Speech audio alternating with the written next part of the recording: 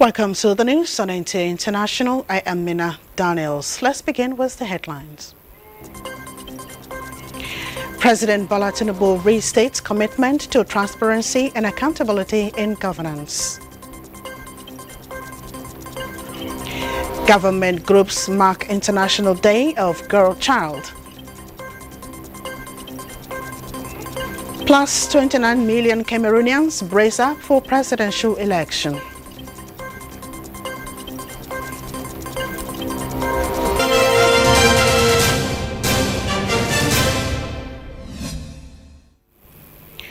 President Bola Tinubu says his government is focused on ensuring accountability and transparency, which he described as the surest path to good governance and growth.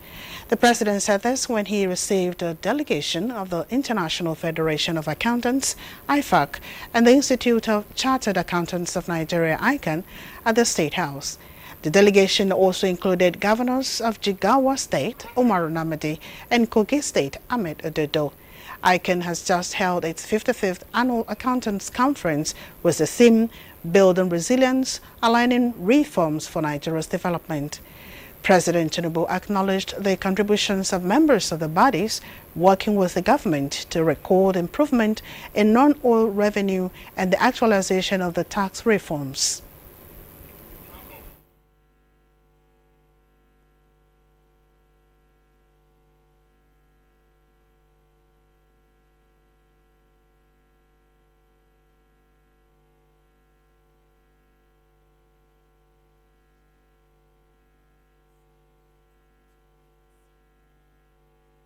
Dedicated professionals.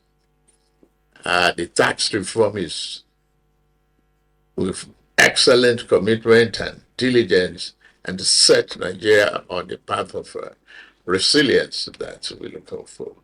Then the revenue generation, other than dependence on oil, is getting improvement, regularly, and we are looking at that. Accountability is the question, and transparency will be an answer to many of our problems. And without that foundation, there's no path to growth. There's no path to good governance. I would like also to commend your leadership because I had the privilege to be in a meeting recently with Chairman Yolide, and this reform, the fiscal reform and tax, the fiscal policy and tax reform is really impressive. It is impressive both by the magnitude and also by the way that it is implemented. We can see the visible impact of it, positive impact.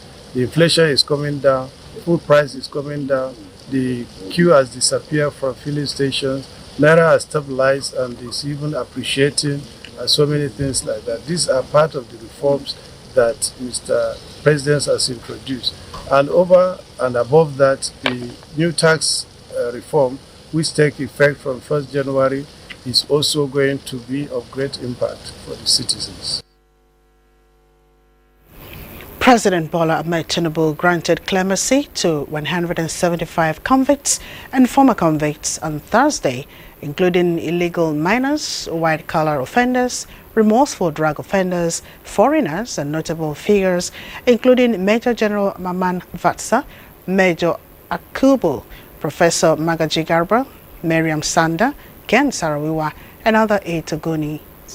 A statement by Bayo Nanuga, Special Advisor to the President, Information and Strategy, says the decision of the President was based on recommendations from the Presidential Advisory Committee on the Prerogative of Mercy, chaired by Attorney General and Justice Minister Lateef Fagbemi.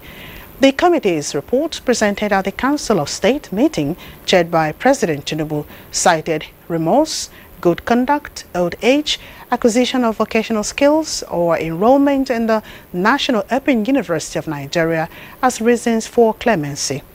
The president also addressed a historical injustice by pardoning Sir Herbert Macaulay a prominent Nigerian nationalist, for wrongs committed under British colonial rule. The committee recommended pardons for 2 inmates and 15 former convicts, 11 of whom are deceased. Clemency was granted to 82 inmates, while 65 had their sentences commuted. 7 death row inmates had their sentences reduced to life imprisonment. 29 million voters are expected to participate in Cameroon's presidential election scheduled for Sunday. Let's join Musa Baba Aliyu for an update on the election. As the sun rises over the hustling market of Yaoundé, citizens are preparing for the presidential election this Sunday. Major campaigns have concluded with 12 candidates vying for the presidency. 8.2 million voters are expected to participate in the election, with electoral bodies and security forces making preparation to ensure successful process. The field of 12 candidates reflects a tightly controlled multi-party system where opposition voices face significant institutional challenges. At 92, the world's oldest president and leader of the ruling Cameroonian People's Democratic Movement, Paul Biya, is appearing on the ballot for the 8th times. Cameroon's population is young, with about 60% of its 30 million people under the age of 25. More than half of the country has never known a president other than Biya. Still having the same president from before I was born, when I was born till now as a grown-up. I live in a crisis-plagued zone, and I think that if we go out to vote, we are going to cause a massive change. We are going to bring about the change that we deserve in this part of the nation. A candidate must secure a simple majority to win the election. Musa Baba Aliyu, NTAi News. The federal government has reaffirmed Nigeria's strong commitment to strengthening maritime safety, environmental protection, and regional cooperation within the framework of the Abuja Memorandum of Understanding on Port State Control. Speaking at the 3rd Bureau of Ministers meeting of the Abuja MOU in Conakry, Republic of Guinea, Minister of Marine and Blue Economy, Adeboyega Oyetola, underscored Nigeria's determination to align its maritime governance with international standards while advancing the collective interests of West and Central Africa in global shipping. The minister, in a statement by his special advisor on media and communications, Dr. Bolaji Akinola, reaffirmed Nigeria's unwavering support for the objectives of the Abuja MOU, highlighting the concrete steps taken by Nigeria to improve its maritime administration, including the enforcement of port state control and the removal of substandard vessels from its waters. As part of Nigeria's broader maritime diplomacy, Oyetola used the opportunity to seek the support of fellow African ministers for Nigeria's candidature in the forthcoming International Maritime Organization IMO Council elections under Category C, stressing that Nigeria's inclusion on the IMO Council would provide a platform to advance the objectives of the Abuja MOU and amplify Africa's collective voice in global maritime governance. North Korean leader Kim Jong-un honored the massive military parade celebrating the 80th anniversary of the ruling Workers' Party.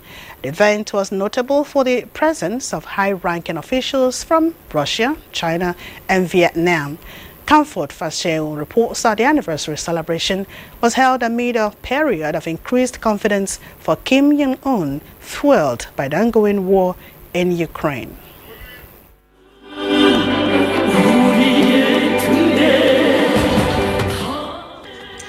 North Korea paraded its most powerful ICBM, intercontinental ballistic missile, the Hwasong-20, at a military spectacle celebrating the Workers' Party's 80th anniversary.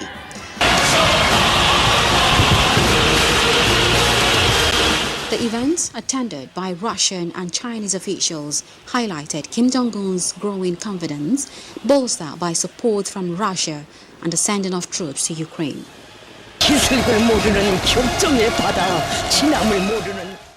Images showed cheering crowds and advanced weaponry in Pyongyang. The spectacles featured some of the country's most advanced weapons, including its new Hwasong-20 intercontinental ballistic missile, ICBM, which the country's media, KCNA, described it as most powerful nuclear strategic weapon system. In a joint statement from Moscow and Pyongyang, released by the country's media, KCNA, earlier this week, Russia's ruling party said it expressed firm support for the measures taken by North Korea to bolster the country's defense capabilities. Kim lauded the army's strength. An expert viewed the parade as a significant shift in regional geopolitics, particularly with Russia's backing of North Korea's military. Comforts, Fashim, NTAi News. When the National Library of Nigeria is all built and finally completed, it will become the country's national pride as a modern, digitalized facility equipped to cater to the knowledge-building needs of all. To achieve this, Nigeria is looking to draw inspiration and worthy template from the iconic Qatar National Library in Doha. Nigeria's First Lady Oluremi Tinubu dropped this hint after a facility tour of the library on the margins of a visit to Doha. State House correspondent NTAi reports. From its shape and structure, you get a picture and an ambience of a community configured for one central purpose: knowledge building to drive growth and sustainable development. And with its 2 million books and 500,000 e-books, Qatar National Library, situated in Education City, Doha, is one of the nation's pride and an enduring monument to the thirst of Qataris for knowledge. A visit to the library is the first engagement by Nigeria's First Lady Oluremi Tinubu upon her arrival in Doha. Yes, this is the library, the Qatar National Library. A team from the library, led by the Director of Operations, Khalid Badar Al-Yafei, conducted her and members of her delegation around the facility. She took it all in, admiring the innovation station, sensory room, children library, assistive technology center, and heritage library, fascinated by row after row of books, parchment, and digital accounts of different civilizations. We've seen a lot. I can't even, is it the heritage part? Is it people with disability? It's just for everyone, from 0 to maybe 100. Depends on who wants to come. So there's room for everyone. So I would say I'm impressed with that, because knowledge shouldn't be isolated. It should be given to a child immediately you're born, and I think this place has provided that. The facility mirrors a desire for a modern and functional national library back home in Nigeria. We wouldn't have come to a better place than here. So I'm really glad we did. And, we might not have this exactly, but at least, we have something to measure up and then, at least live up to and then build towards. And I think I can't get over it. I think it's a concept that we are going to actually make sure that we have something like that, and also the emphasis on the special needs and also the emphasis on the heritage. I think it gives us clarity in terms of how do we make sure that the library is really modern. Apart from that, also there are key areas that we need to actually include in terms of the plans for the existing library that we have. Her visit to the library is on the margins of a scheduled engagement with the Qatar Foundation for Education, Science and Community Development, where she hopes to secure needed partnership that will address the challenges of out-of-school children in Nigeria. From Doha in Qatar, NTAi, NTAi News. This is the news on NTAi International. It's time now for a break. We'll be right back with more. Thanks for joining us again. To every brave girl striving to reach the classroom, walking miles for water, or carrying the quiet strength of displacement, you are seen, heard, and valued. Your courage lights the way to a brighter future.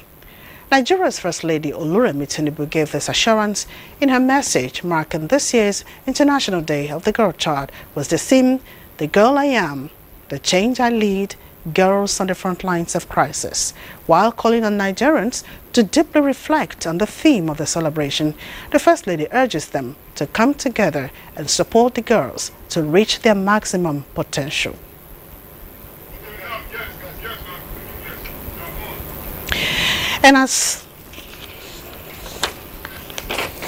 And joining us now in the studio to discuss International Day of the Girl Child is Dr. Caleb Danladibako, founder, Girls in STEM Initiative. Thank you, Dr. Bako, for joining us on the news at 7.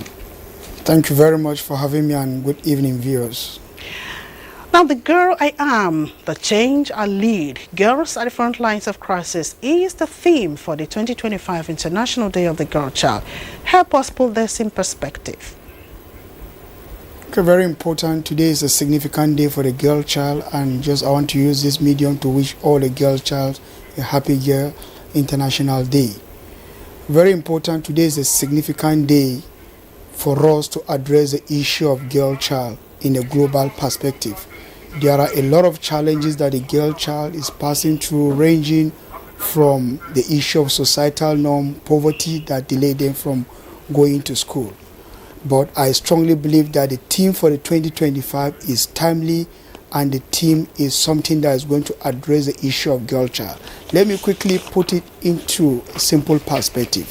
The girl I am, it describes the identity of the girl. It describes the societal value of the girl. It describes the gender value of the girl. It shows that the girl have potential to do a lot. Her gender should not limit what she's going to do when it comes to the society. Let's quickly look at the change I lead. The change I lead, we have to move from the passive way of empowerment to active role when it comes to leadership. Girls today are not just looking for opportunity to lead. They have been leading when it comes to technological spaces. They have been leading their voice when it comes to education. They have been leading their voice when it comes to championing girls' education. They have been leading themselves when it comes to policy change, which is very, very important. Let's look at the issue of the front line of crisis. Despite the challenges that girls are passing through today, that ranges from the high number of out-of-school girls, ranges from issue of poverty and menstrual hygiene, girls have also been in the front line of championing for the cause of girls, which is very, very significant. Above all, there is a call for action. Because of these challenges, we need to develop policies that should be able to address the issue of African girl, which is very, very crucial. We also need to support these African girls with a friendly use of sanitary system, because most of the girls keep their classroom because of lack of sanitary system in school, which is crucial. Above all, we have to have community engagement.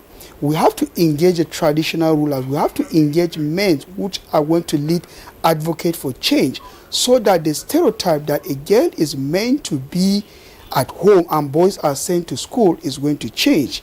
Also, so that the society will accept that the girl value is supposed to be in classroom and not to send her to marry. And also for us to reduce the challenges that have to do with teenage pregnancy, which is very, very important. Thank you so much, Dr. Caleb Danladibako, for your input on our news tonight. Thank you so much. And of course, moving on today, the world marks the International Day of the Girl Child, a day set aside by the United Nations to celebrate the rights of girls and highlight the challenges they face globally. Habibat Aminu reports. It is common to find young girls hawking or engaging in hard labor during school hours across Africa. Some are school dropouts, while others have become mothers at a young age. This situation has become worrisome, attracting global attention. That is why the 2025 International Day of the Girl Child focuses on the plight of girls on the front line of social and economic survival. When I hear about International Day of Girls Child, I feel so happy because some girls are there that don't know how to maintain themselves when they're in their menstrual period. The 2025 theme, The Girl I Am, The Change I Lead, Girls on the Front Lines of Crisis, shines a spotlight on the courage of girls who continue to lead recovery and innovation in conflict zones, climate disasters, and humanitarian emergencies. Advocates stress that more action is needed from governments, parents, and communities to create safe and inclusive space where every girl can reach her full potential. To every girl out there is to know your right, activate your right, and that's the only way you can enjoy your right. Go to school, get education, and get a better life. From classrooms to boardrooms, young girls are proving their strength, resilience, and vision. Stakeholders stress that empowering the girl child remains key to achieving global development goals. As the world celebrates today, Nigerians are reminded that every girl deserves the right to dream, learn, and lead. Empowering girls today means securing a stronger, fairer future for all. Habibat Amin, NTAi News. The European Union says it is committed to working with relevant government agencies and organizations helping to advance the cause of girls, especially disadvantaged ones, to achieve their potentials.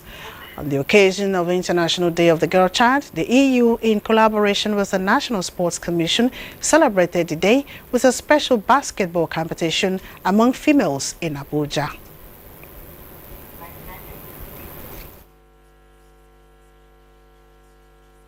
Concerning what we do as a European Union, we are committed to life and life of girls in all aspects. We are committed to the health agenda, we are committed to the education agenda at all stages, primary, secondary, tertiary, and even post-tertiary. We are working with sports federations, community organizations, schools and clubs to create pathways for girls. We also recognize the importance of education and second chance programs for girls who might have missed out of school. Sport becomes a gateway to create opportunity. The theme for this year's event is The Girl I Am, The Change I Lead, Girls on the Front Line of Crisis. Nigeria can power national development through ethical leadership and institutional excellence by turning the potential of its vast human resources to prosperity. At a national summit in Abuja, speakers stressed the place of performance in public service to inspire the younger generation on patriotism. Kevin Ehuanaye reports. National Development Summit is an annual engagement of the Center for Ethical Conduct Orientation and Empowerment to promote the values of integrity and exemplary performance among public office holders who are saddled with responsibility of helping government actualize its policies and programs for the good of the citizens. This year, the summit brought together policymakers and members of the civil society organizations to brainstorm and chart a path for national development where ethical conduct is the guiding principle. In a society where ethical leadership is short or we are in want of it, we have to take it upon ourselves for the spread and crusade to ensure that it goes far. Center the organization is trying to build is going to help bridge the gap between unskilledness in hands-on skill to having skills. It is one thing to be educated, but it's one thing to have applicable skills that are sellable, especially in this changing, sustainable world. The summit was also used to recognize some astounding Nigerians who are setting the pace in different sectors. In Abuja, Kelvin Ehuanaye, NTAi News. Stakeholders from civil society, religious institutions, governance bodies, and development organizations have called on the federal government to swiftly implement the Supreme Court's landmark ruling on local government autonomy, describing it as critical to reviving grassroots governance and accelerating national development. This was the consensus reached at a dialogue forum in Abuja. This was the consensus reached at the National Dialogue Forum with the theme, Local Government Autonomy Making It Work, organized by the Change We Need Nigeria initiative in Abuja. Director of the Abuja School of Social and Political Thought, Dr. Sam Amadi, in a keynote address, traced the historical evolution of local government in Nigeria. Autonomy will not come from legislation alone. It must be built through reform, partnership, and active citizen engagement, which is what this platform is about, to ensure that there is active citizen engagement. And he echoed the calls for an independent electoral body such as INEC to conduct local government elections, noting that state electoral commissions are often influenced by governors. Convener of the forum, Dr. Cosmas Ilechukwu, described the Supreme Court decision as a welcome development that could redefine governance in Nigeria if there is the political will. If local governments are not independent, how can they be accountable? If you put somebody as a local government chairman and you are remote controlling him from your governor's office, how do you expect people to hold the person responsible? Because there is actually no responsibility to hold upon. Other speakers noted the contradictions in the current legal framework governing local government administration and called for the abolition of the joint account system. In Abuja, Austin Anyibe, NTAi News. Well, the news ends here. Thanks for your company. I am Mina Daniels.